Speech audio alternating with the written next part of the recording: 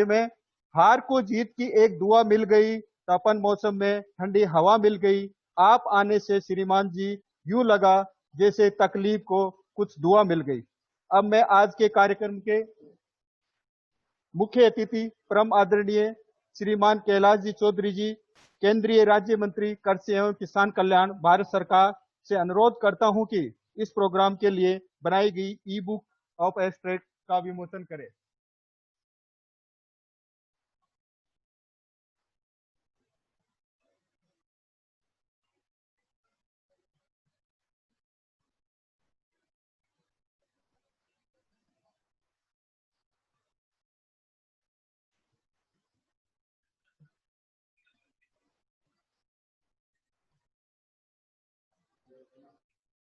विमोचन किया जाता है। बधाई हो आपको। धन्यवाद सर। धन्यवाद अतिथि महोदय। आपके आने से जैसे उत्तरी पूर्वी भारत में रंगीन गुल खिल गए, जैसे समुद्र में बटकों को तह मिल गया। हमको सानिध्य ऐसा लग रहा है आपका जैसे सबरी को अपने प्रभु मिल गए। अब मैं आज के कार्यक्रम के मुख्य अतिथि महोदय श्रीमान कैलाश जी चौधरी, केंद्रीय राज्य मंत्री कृषि एवं किसान कल्याण विभाग, भारत सरकार से निवेदन करता हूं कि श्रीमान आप केंद्रीय कृषि विश्वविद्यालय परिवार एवं इस प्रोग्राम में पधारे सभी देश आगंतुकों का अतिथि उद्बोधन स्वरूप आशीर्वचन प्रदान करें। धन्यवाद। Agriculture central agriculture university Imphal द्वारा आयोजित इस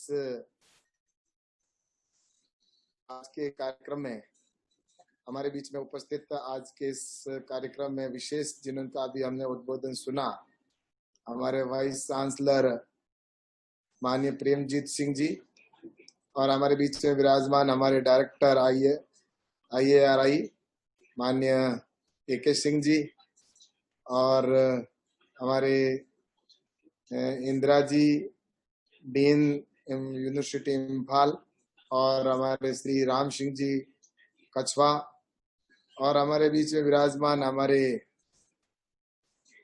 पूर्व में ex vice chancellor Balraj Singh ji, जिनका जोधपुर के अंदर बहुत ही अच्छा कार्य रहा और आज भी लोग उनको याद करते हैं, ऐसे हमारे बलराज सिंह जी।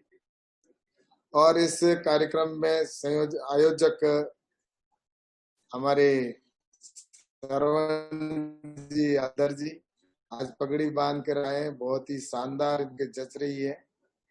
ऐसे हमारे राजस्थान की आन बान और शान है ये पगड़ी। तो श्री हलदर जी, और इस कार्यक्रम में के संयोजक हैं डॉक्टर EVD शास्त्री जी और डॉक्टर नाभा चंद्रा सिंह जी, हमारे सभी डायरेक्टर और सभी हमारे अधिकारीगण और कृषि विज्ञान केंद्र से जुड़े हुए हमारे सभी साइंटिस्ट और सभी किसान भाई और सभी मीडिया के बंधु। आज सबसे पहले तो मैं आपको बहुत बहुत धन्यवाद देना चाहूंगा वीसी साहब, आपके नेतृत्व के अंदर ये जो आत्मनिर्भर भारत की पहल को आपने यहाँ पर प्रारंभ किया है, और पूरे नॉर्थ ईस्ट से सभी हमारे साइंटिस्ट, हमारे अधिकारी और किसान भाइयों को जोड़ा, और आने वाले समय के अंदर हम हमारे देश को किस तरह से आत्मनिर्भर बना सकें, किस तरह से किसान को समृद्ध और संपन्न बना सके और आत्मनिर्भर बने, इस दिशा के अंदर काम करें। और आज ये वीडियो कॉन्फ्रेंसिंग के माध्यम से हम सभी एक दूसरे के साथ में जुड़े हैं। कोई दिल्ली बैठा है तो कोई किसी राज्य के अंदर बैठे हैं, और ये कोविड महामारी के बीच में मैं इस समय आपके सभी के स्वास्थ्य की कामना भी करता हूं। और आपने जो इस कोविड की महामारी के बीच में जो सेवा का कार्य किया, और हमारे ICR के द्वारा भी जिस तरह से सभी कर्मचारी जहां भी आवश्यकता हुई तो उसमें बढ़ चढ़ कर भाग लिया, इसके लिए मैं आप सबको धन्यवाद भी देता हूँ। और कल हमारा जैसा कि 92वां स्थापना दिवस था, आईसीआर का। इस अवसर पर निश्चित रूप से ये अपनी एक लंबी यात्रा है और इस लंबी यात्रा के अंदर हम सब की मेहनत है और हमारे ऐसे पूर्व में जो साइंटिस्ट थे, हमारे अधिकारी थे, उनका भी निश्चित रूप से योगदान रहा, जिसकी वजह से एक समय हमारा भारत जिस तरह से हम कह सकते हैं कि कुछ खाद्यान्न वस्तुओं के अंदर हम आयात करते थे जब भी आवश्यकता होती थी, लेकिन आज हम इस स्थिति के अंदर आ गए कि हम कुछ ऐसे खाद्यान्न सामग्री है जिसके अंदर हम निर्यात करने की पोजीशन में है और एक्सपोर्ट करने लगे। और अब हमारी जो पॉलिसी भी बन रही है उसके अंदर यही है कि हम इंपोर्ट कम करें और एक्सपोर्ट पे ज्यादा ध्यान दें। तो ऐसी नई टेक्नोलॉजी को हम कैसे यहाँ पर स्थापित कर सकते हैं। हमारा नॉर्थ ईस्ट का जो क्षेत्र है, इस नॉर्थ ईस्ट के क्षेत्र के अंदर जहाँ देखते हैं कि लगभग देश का 7% क्षेत्रफल है और वहीं 12% देश की जनसंख्या है। एक बहुत बड़ा भाग है जिसके अंदर हम बहुत कुछ, क्योंकि ये इस स्थान से जैसा कि क्षेत्र को हमने ऑर्गेनिक जोन घोषित कर रखा है, तो इस क्षेत्र से आने वाले समय में आपको दावे के साथ मैं कह सकता हूं, अगर ये जो मेरे सामने टीम बैठी है, ये अगर सभी अगर मन से जिस तरह से अभी लगे हुए और ऊर्जा हम अगर ज्यादा लगाएंगे तो मैं कह सकता हूं कि आने वाले टाइम के अंदर ये जो क्षेत्र है ये विश्व के अंदर एक मानचित्र के अंदर भी और विश्व के अंदर एक ऐसा स्थान स्थापित हो सकता है कि अगर कहीं पर भी ऑर्गेनिक की आवश्यकता होगी तो ओरिजिनल में अगर कोई ऑर्गेनिक वस्तु मिलेगी तो वो हमारे नॉर्थ ईस्ट के क्षेत्र के अंदर मिलेगी। तो मैं दावे के साथ में कह सकता हूं हमें सिर्फ यील्ड बढ़ाने की आवश्यकता है। इसके लिए हमें क्या क्या प्रयास करने चाहिए, तो हमारी उत्पादन बढ़ेगा, नई टेक्नोलॉजी हमारे यहाँ पर स्थापित हो जाएगी, तो मैं कह सकता हूं कि आने वाले समय के अंदर निश्चित रूप से हमें सफलता मिलेगी। और इसके अंदर मैं जैसा कह रहा हूं कि हमें डाइवर्सिफिकेशन के ऊपर भी जाना चाहिए। हमारे यहाँ पर जैसे खाद्य सामग्री के अलावा जैसे हमारे खाद्यान्न भी उत्पादन होता है, वहीं पर पशुपालन है, मुर्गी पालन है, सूअर का पालन है, मछली पालन है, फार्म पाउंड आदि अन्य कई प्रणालियों की तरह से यहाँ पर हम काम कर सकते हैं। और यहाँ पर पानी की भी वैसे कोई कमी नहीं है, लेकिन हमारे को अभी थोड़ा मैनेजमेंट की आवश्यकता है। हमें किस तरह से जल का संरक्षण कर सकते हैं, हम किस तरह से मृदा का प्रबंधन कर सकते हैं, संरक्षण कर सकते हैं, पशुधन का प्रबंधन किस तरह से कर सकते हैं, तो इस दिशा के अंदर हम काम करेंगे तो निश्चित रूप से हम जो हमारे प्रधानमंत्री जी का सपना है कि 2022 तक किसान की इनकम डबल करना है, तो ये अवश्य पूरी होगी। और मैं आपको ये इसलिए कह रहा हूँ कि प्रधानमंत्री जी की सोच है कि प्रधानमंत्री जी चाहते हैं कि आने वाले समय के अंदर किसान की इनकम बढ़े, तो इसके लिए सिर्फ बातों से नहीं बढ़ेगी, इसके लिए सरकार को भी प्रयास करने होंगे और हम सबको प्रयास करने होंगे। और इस दिशा में प्रधानमंत्री जी ने जो कदम आगे बढ़ाए उसका हमें इसी से पता चल जाता है कि जहां बजट का अगर बात करें तो जब प्रधानमंत्री माननीय नरेंद्र मोदी जी बने थे उससे पहले जो बजट था वो लगभग 25-30 हजार करोड़ के आसपास देश का हुआ करता था एग्रीकल्चर में, लेकिन अभी पिछले साल का जो बजट था उसको मैं बताऊं आपको कि 1,37,000 करोड़ रुपए का बजट था। और वहीं पिछले साल का जो इस साल का जो बजट है वो 1,50,000 करोड़ से अधिक बजट का प्रावधान रखा।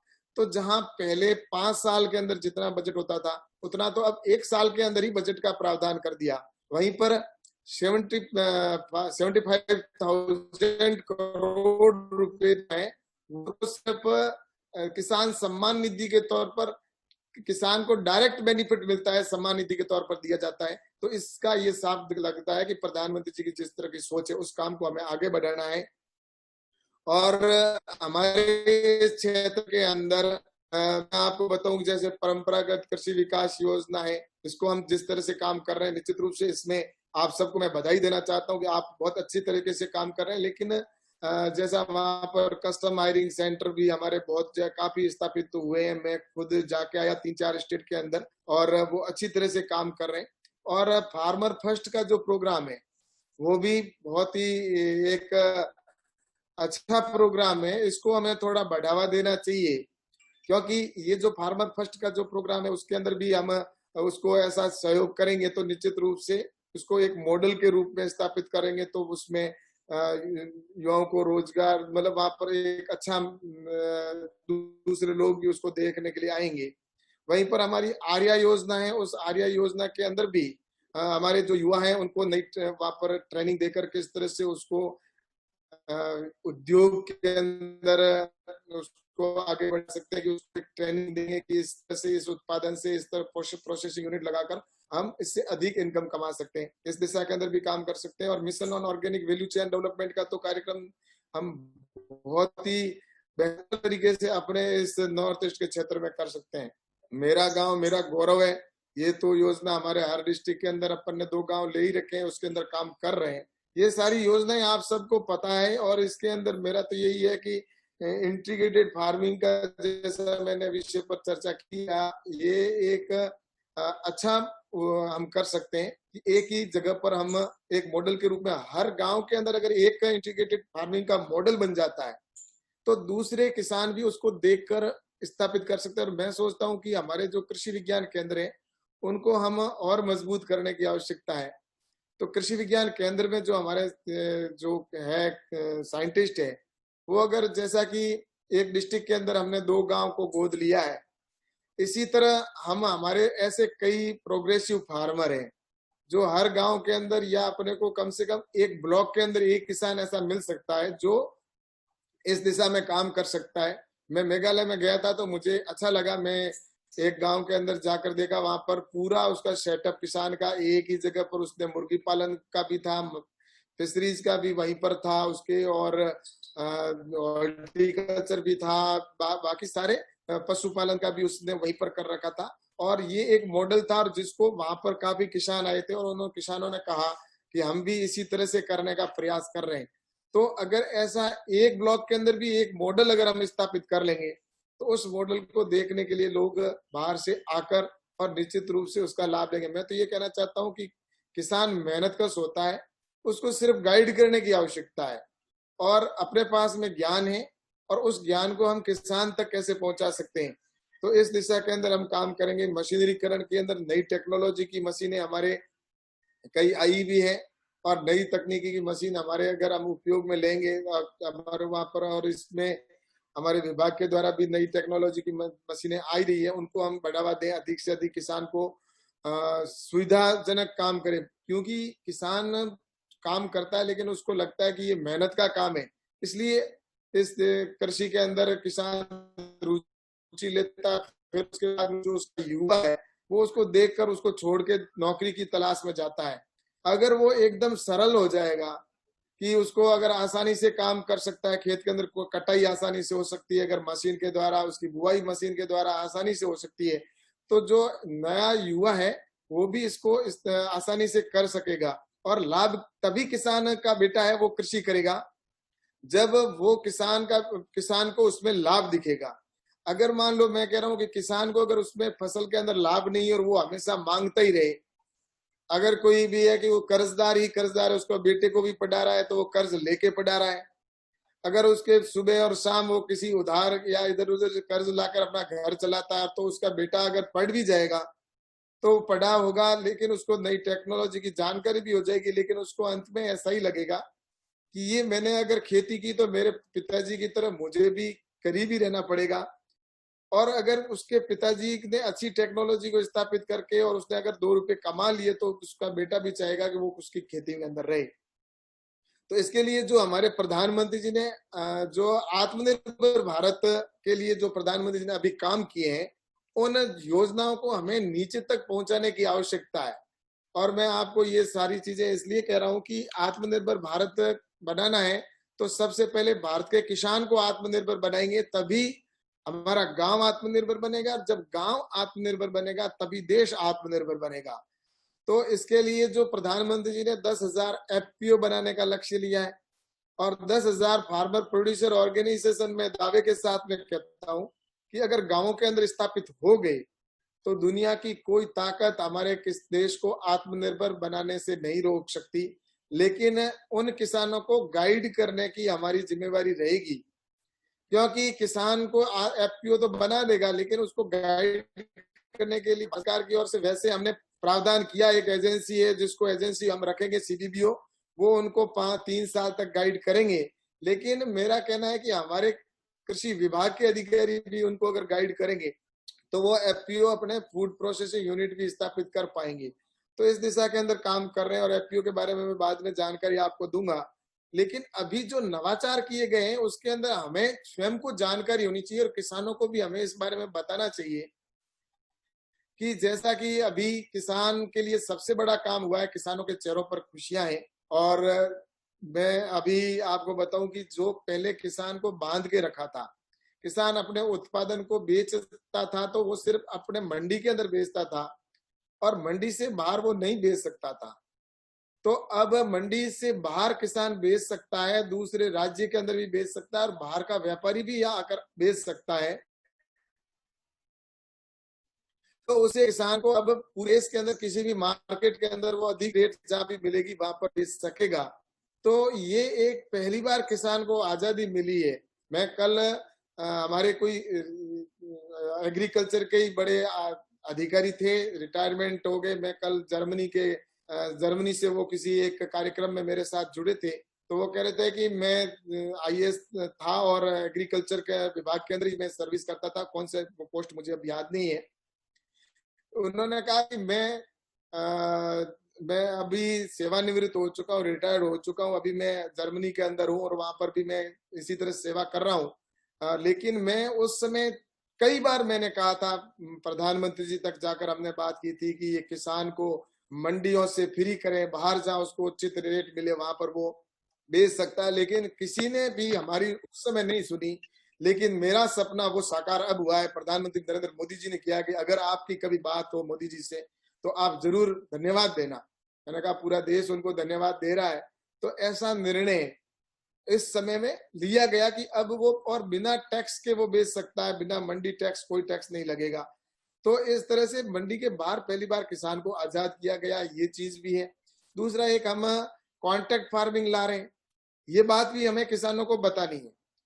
क्योंकि कॉन्ट्रैक्ट फार्मिंग के अंदर क्या होगा कि इसके अंदर किसान का उत्पादन है, जैसे चावल हो गया, उस चावल का किसान पहले ही राइस का एग्रीमेंट कर देगा व्यापारी के साथ में। हमारा ऑर्गेनिक जोन है, ये पूरा नॉर्थ ईस्ट है, इसलिए मैं आपको बता रहा हूँ। इस बात को हमें कहना होगा। अभी हमारे वहां पर कई ऐसे उद्योग जगत से जुड़े हुए लोग आएंगे वहां पर ऑर्गेनिक के लिए। तो उसमें जो हमने कॉन्ट्रैक्ट फार्मिंग का किया, उसके अंदर जो व्यक्ति आएगा वह किसान वहां पर एग्रीमेंट जो कंपनी के लोग करेंगे, अभी ये टाटा है, रिलायंस है, ये बड़े बड़े कॉर्पोरेट जगत से जुड़े हुए हैं, ये सब इसी एग्रीकल्चर में आने वाले हैं। हमारे को इसके सब जैसा कि अभी उनके भी यही सोच है कि हम एग्रीकल्चर के अंदर आए। तो ऐसे जो आने वाले बड़े बड़े उद्योग जगत के लोग कृषि के अंदर आएंगे, क्यों तब हमारे किसान को भी इसका लाभ मिले। इसीलिए हमने ये योजना बनाई है कि किसान कहीं ठगा नहीं जाए। तो इस नाते किसान की एग्रीमेंट होगा एक, उसमें वो एडवांस में अपनी सेल कर देगा। जैसे कोई अगर कोई कंपनी आई और किसी किसान से राइस की रेट तय कर दी कि मैं राइस है उसको 100 रुपए के अंदर खरीदूंगा, और उसके या उसने रेट तय कर दी कि मैंने 70 रुपए के अंदर ये 1 किलो चावल का मैंने रेट तय कर दिया, और जब वो फसल कटेगी उस समय वो 70 रुपए के अंदर तय किया है, 100 रुपए के स्टाम्प पर एग्रीमेंट है, उसके आधार पर वो पैसा दे के लेके चला जाएगा।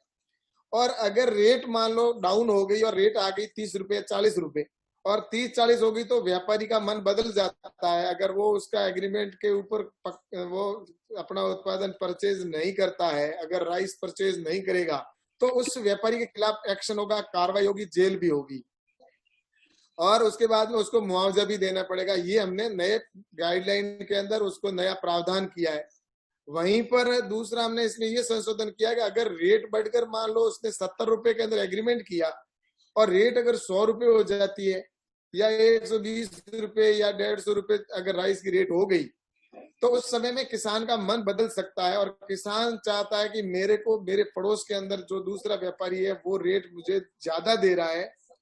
तो ऐसे समय में किसान को स्वतंत्र रखा है, किसान दूसरे को बेच सकता है अधिक रेट के अंदर, किसान के ऊपर कोई एक्शन नहीं होगा, कोई कार्रवाई नहीं होगी। और अगर व्यापारी का मन बदलता है तो व्यापारी के खिलाफ कार्रवाई होगी, और किसान अगर अपना मन बदल जाता है, उसको वैसे वो ईमानदारी रखता है किसान, क्योंकि उसके साथ एग्रीमेंट किया तो दोबारा उसके साथ कोई एग्रीमेंट नहीं करेगा। इस नाते वो ईमानदारी रखता है, लेकिन उसके बावजूद कभी मन बदल जाए तो उसको, किसान को कम से कम सजा नहीं हो, इसलिए किसान को इसमें हमने खुला रखा है। ये भी हमने एक कानून बनाया है। तो इस तरह से कृषि के अंदर ये काम नवाचार किए गए। कृषि मंडी के अंदर जो इनाम के साथ में सारी मंडियों को जोड़ा है, और हमने जितने भी फार्मर प्रोड्यूसर ऑर्गेनाइजेशन है उन सबको इनाम मंडी के साथ जोड़ दिया। इनाम मंडी के अंदर बैठा एफपीओ का, अगर जिसका खेत के अंदर जहां भी उसकी प्रोसेसिंग यूनिट या एफपीओ है, वहीं से वो बैठा बैठा पूरे देश के किसी कोने के अंदर अपने उत्पादन की बोली लगा सकता है और वहां पर फोटो अपलोड करवा के और बेच सकता है। तो नई टेक्नोलॉजी के साथ भी जोड़ा जा रहा है। हमने उसके अंदर ये भी किया है कि किसान रथ ऐप डाउनलोड करवाया है। किसान रथ ऐप के अंदर लगभग 10 लाख ट्रक जोड़े गए हैं, ट्रैक्टर भी है उसके अंदर, कस्टम हायरिंग सेंटरों को भी जोड़ा है।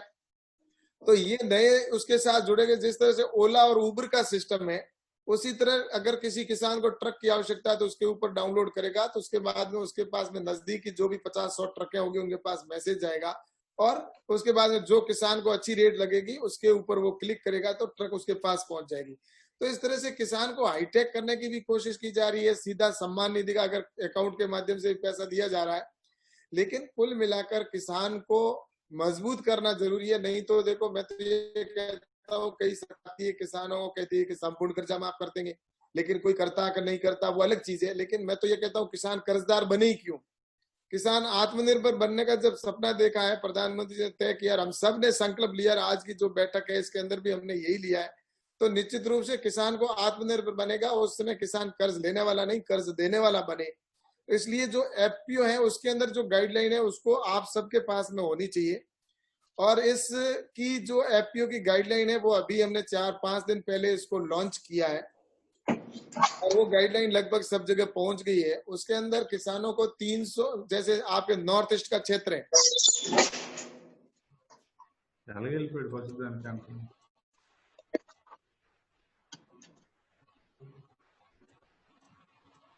सर आप म्यूट हो गए हैं सर, अनम्यूट कर लीजिए सर, बंद हो गया माइक आपका। हाँ, तो ये जो हिली स्टेशन है या जो नॉर्थ ईस्ट का क्षेत्र है, इसके लिए जो एफपीओ बनाएंगे उसमें कम से कम 100 किसान होने चाहिए, और अधिकतम भले 1 लाख हो, 5 लाख हो, कितने भी हो सकते हैं।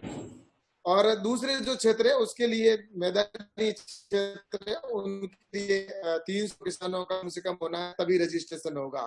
तो इस एफपीओ के अंदर ये रखा है कि 300 किसान, 750 किसानों तक भारत सरकार सहयोग करेगी। 2000 रुपए किसान से लेने हैं, 2000 रुपए भारत सरकार देगी।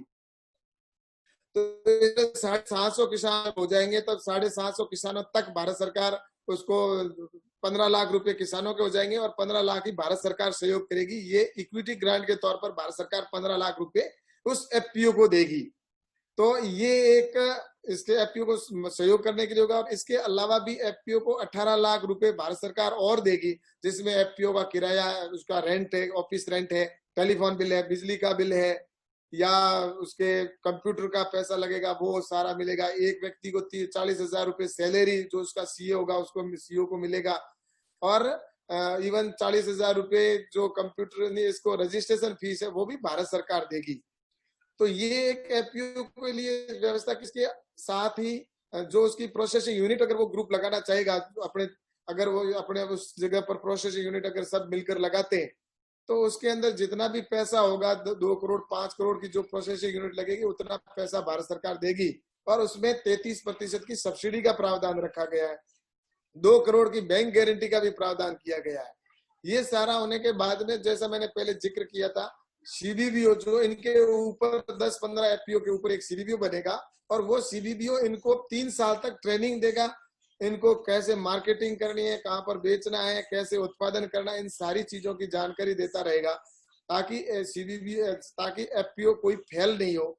इस दिशा के अंदर भी उनको ट्रेन करने का भी काम 3 साल तक भारत सरकार करेगी। उस सीबीबीओ को भी 25 लाख रुपए एक एफपीओ को ट्रेनिंग देने के लिए रखा गया है।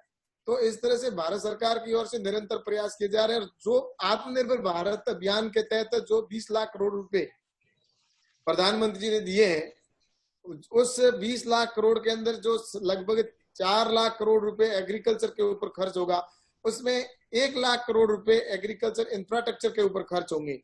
इसके अंदर भी हमने ये प्रावधान किया कि अगर कोई किसान इंडिविजुअल अगर कोई प्रोसेसिंग यूनिट लगाना चाहता है, वो अगर अपनी इंडिविजुअल प्रोसेसिंग यूनिट लगाएगा तो उसको 3 करोड़ रुपए तक सहायता मिलेगी, और ये कृषि मंत्रालय के द्वारा डायरेक्ट मिलेगी। और उसके अंदर 3 करोड़ रुपए तक के अंदर उसको 3% कम ब्याज के अंदर उसको प्रोसेसिंग यूनिट का पैसा मिलेगा। 3% कम ब्याज होगा, और उसके अलावा उसको 7 साल के अंदर चुकाने हैं। और इसमें सबसे बड़ी बात ये रखी है कि जो भी प्रोसेसिंग यूनिट लगाएगा उसको कोई मोर्गेज जमा नहीं करवाना पड़ेगा, किसी प्रकार का कोई भी जमीन के डॉक्यूमेंट्स उसको गिरवी नहीं रखने पड़ेंगे। इस तरह की भी व्यवस्था इसके अंदर की गई है आत्मनिर्भर भारत के लिए।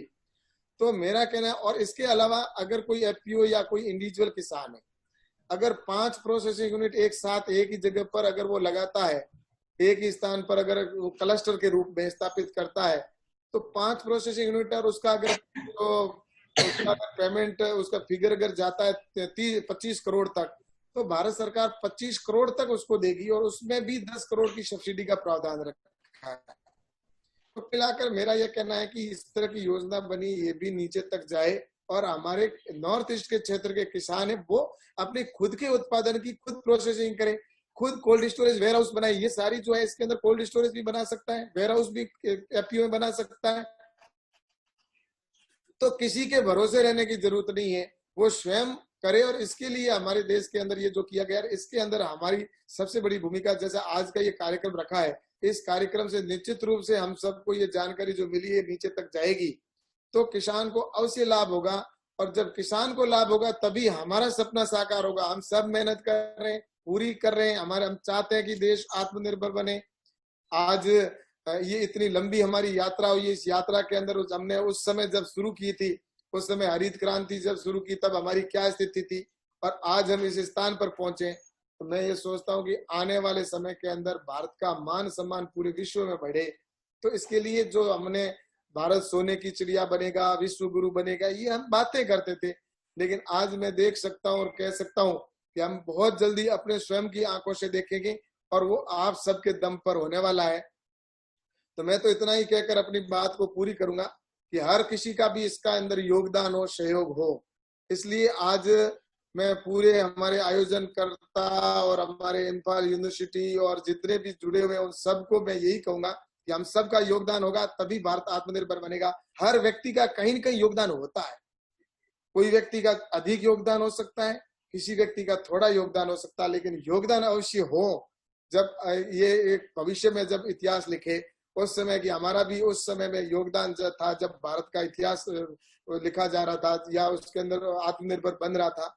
तो ऐसे में एक समय की जब आप सबको पता है कि भगवान श्री राम जब अयोध्या जा रहे थे, भगवान श्री राम श्रीलंका जा रहे थे, तो उस दौरान जब राम सेतु बनाया जा रहा था, तो उस राम सेतु के अंदर जो पूरी उनकी सेना थी वो बड़े बड़े पत्थर डाल रही थी समुद्र में। तो उस समय एक छोटी सी गिलेरी थी, वो गिलेरी भी वहां पर धीरे धीरे मिट्टी के अंदर लोटपोट होती और जाकर समुद्र में गिराते वो मिट्टी के कण, फिर वापस गीली होती और फिर वापस आती, फिर मिट्टी में लोटपोट होती और फिर वापस उसमें जाकर कण गिराती।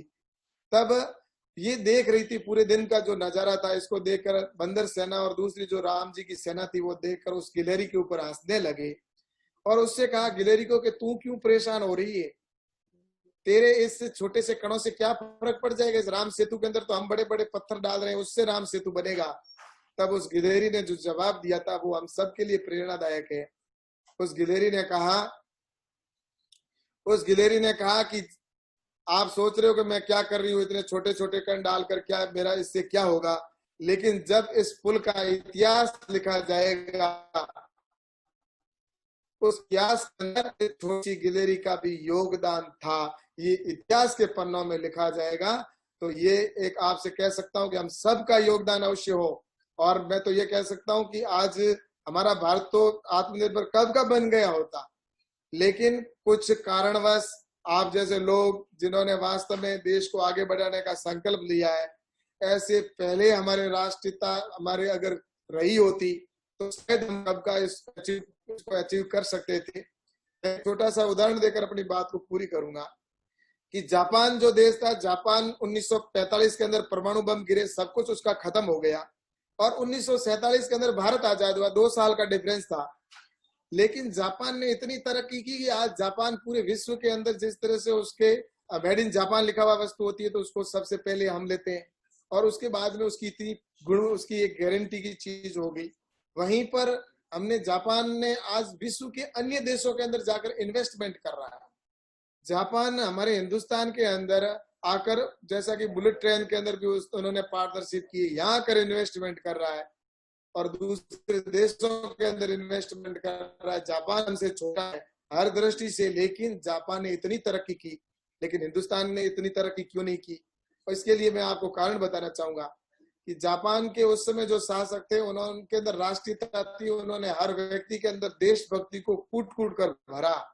जो परिवार का मुखिया अगर राष्ट्रवादी विचारधारा का होगा तो उसका पूरा परिवार उसका मुखिया भी राष्ट्रभक्ति में ओतप्रोत होगा, और परिवार का मुखिया ही अगर उसको घर का कहते हैं बाढ़ को खाने वाला होगा या भ्रष्टाचारी होगा तो नीचे के लोग क्या सीखेंगे? तो जो इस समय के अंदर जापान ने तरक्की की, उसके पीछे कारण था कि उस समय जो शासक थे वो वहां उन युवाओं के अंदर वो राष्ट्रीयता जागृत की, जिसकी वजह से उस समय जब वो लोग जब ड्यूटी पर गवर्नमेंट की जॉब या ड्यूटी पर जाते थे तो उस समय वो उनका समय अगर 10 बजे होता था, सुबह 10 बजे से शाम को 5 बजे, तो वो शाम को 5 बजे की जगह पर रात को 8 बजे और 9 बजे तक काम करते थे। तब हमारे किसी हिंदुस्तान के भाई ने जाकर पूछा कि आप लोगों का टाइम तो 5 बजे खत्म हो जाता है, फिर आप रात को 8 बजे तक काम कर रहे हो, 9 बजे तक एक्स्ट्रा 4-5 घंटे काम क्यों कर रहे हो? तब उस जापान के लोगों का जो जवाब था, उन्होंने कहा कि 5 बजे तक तो हम काम करते हैं हमारे पेट के लिए, हमारे स्वयं के लिए करते हैं, लेकिन एक्स्ट्रा जो 4 घंटे काम करते हैं, 5 घंटा करते हैं, वो हमारे राष्ट्र के लिए करते हैं, देश के लिए काम करते हैं, जिसकी वजह से जापान ने इतनी तरक्की कर ली। लेकिन हमारे हिंदुस्तान में क्या था? हिंदुस्तान के अंदर 3 बजते ही घड़ी देखना शुरू करते हैं कि कब छुट्टी होगी, और 4 बजे तक ऑफिस छोड़कर चले जाते हैं। अब हमारे प्रधानमंत्री जी खुद रात को 12 बजे सोते नहीं है, और पूरे देश के अंदर एक वास्तव में जैसा उन्होंने देश को एक परिवार माना, और उस परिवार के नाते जैसा इस कोविड के अंदर भी हमने देखा कि पूरे देश को परिवार माना और उन्होंने जान को महत्व दिया।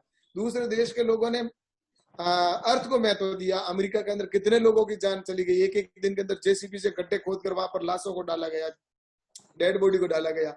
वहीं पर प्रधानमंत्री जी ने समय रहते लॉकडाउन का निर्णय लिया, और जब हमारे लॉकडाउन का निर्णय लिया उस समय हमारे प्रधानमंत्री जी को ये भी पता था कि ये हो सकता है कि ये इसकी देश के अंदर आर्थिक स्थिति बिगड़ सकती है, लेकिन उसके बावजूद भी उन्होंने कहा मेरा देश मेरा परिवार है, मेरे देश के परिवार की जान किसी व्यक्ति की नहीं जाए। इस नाते उन्होंने जान को महत्व देते हुए लॉकडाउन का निर्णय लिया, और जिस समय लिया उस समय हमारे पास न तो फेस कवर था, न सैनिटाइज था, न हमारे पास में कोई हॉस्पिटल में इक्विपमेंट थे, न हॉस्पिटल में अन्य कोई ऐसी लैब स्थापित की हुई थी। उस समय हमारी क्या स्थिति थी? अगर उस समय इतनी बीमारी फैल जाती तो मैं सोचता हूँ हमारे यहाँ पर विकराल रूप धारण ये कर लेती और कितने लोगों की जान चली जाती। लेकिन 2 महीने का जो लॉकडाउन का निर्णय हुआ उसके अंदर सारी वो व्यवस्थाएं हम कर पाए कि आज हर व्यक्ति के पास फेस कवर है, सैनिटाइज है, हॉस्पिटल के अंदर भी व्यवस्था हो गई, कोविड सेंटर स्थापित हो गए, तो ये सारी चीजें हम कर पाए। तो ये एक परिवार के मुखिया के नाते देश के प्रधानमंत्री जी ने किया है। तो आज हमारे देश के अंदर आत्मनिर्भर बनाने के लिए, जब ये नहीं कि इतनी बड़ी संकट आ गया इसलिए देश को छोड़ दिया जाए, क्या फर्क पड़ता है, कह देंगे 5 साल बाद में कि कोविड आ गया, इतना बड़ा नुकसान हो गया इसलिए हम देश के अंदर 5 ट्रिलियन इकोनॉमिक का लक्ष्य था वो हम पूरा नहीं कर पाए, ये बहाना बना सकते थे। लेकिन प्रधानमंत्री जी ने वो बहाना न बनाकर 20 लाख करोड़ का आर्थिक पैकेज की घोषणा करके और उसके बाद में उसका पैसा भी शुरू कर दिया देना, और लगभग एमएसएमई के अंदर भी कितने ही करोड़, लगभग 30,000 करोड़ रुपए तो उसको लोगों तक पहुंच भी गए। तो इस तरह से मैं ये कह सकता हूँ कि आने वाले समय के अंदर जो हमारा एग्रीकल्चर के अंदर भी जो इंफ्रास्ट्रक्चर के ऊपर खर्च होना है वो पैसा आपके माध्यम से भी किसानों तक पहुंचे, और जब किसान के चेहरे पर खुशी होगी तभी हमारे चेहरे पर खुशी होगी। तो इसलिए मैं तो यही कहता हूँ कि कुछ ऐसा अच्छा करके जाए कि दुनिया आने वाले समय के अंदर हमें याद करे। जिस क्षेत्र से हम जब जाएं, किसी चाहे वीसी है, चाहे डायरेक्टर है, चाहे साइंटिस्ट है, उस स्थान को छोड़ कर जाए कहीं पर जब तब ये पीछे से आवाज आए उस क्षेत्र के लोगों की कि हमारे जो साइंटिस्ट थे उन्होंने एक बहुत अच्छा काम किया था, जाने के बाद ही पीछे लोग याद करें, तब तो हमारा वहां रहना सार्थक है। वरना दुनिया में कई कीड़े मकोड़े भी आते हैं चले जाते हैं, आज हमारे बलराज जी को जोधपुर के लोग याद करते हैं क्योंकि उन्होंने मन से किया और वो खुद किताब लेकर खड़े हो जाते थे। बलराज जी वहां पर जाकर बच्चों को पढ़ाना शुरू कर देते थे। मीडिया के अंदर भी आया कि ऐसे वीसी है जो खुद किताब लेकर बच्चों को पढ़ा रहे हैं, चलो खेत के अंदर मैं तुम्हें दिखा रहा हूँ। तो इस तरह से करने से निश्चित रूप से आज वहां के लोग उनको याद करते थे। ऐसा ही हमारे दूसरे लोग भी हमें याद करें कुछ ऐसा। आज सुभाष चंद्र बोस, भगत सिंह, सुखदेव, राजगुरु को क्यों याद करते हैं? उन्होंने स्वयं के लिए कुछ नहीं किया, समाज और राष्ट्र के लिए, इसलिए याद करते हैं। तो हम भी कुछ ऐसा करके दिखाएं कि भविष्य में हमें भी लोग याद करें। ऐसा मुझे आप सबसे कहना था। आप सबको पुनः मैं बहुत बहुत धन्यवाद दूंगा कि आपने इतना अच्छा, शानदार, जानदार और ये कार्यक्रम रखा है और आपने मन से रखा है, आपने किसी ने आपको कहा नहीं है। तो इससे मुझे साफ जाहिर होता है कि आपके मन में कुछ करके दिखाने का एक जज्बा है और निश्चित रूप से मैं आपके सबके उज्जवल भविष्य की कामना करता हूं कि आपने जो ये कार्यक्रम रखा है इसका सार्थक परिणाम होगा और भारत आत्मनिर्भर बनेगा। बहुत बहुत धन्यवाद। बहुत बहुत धन्यवाद।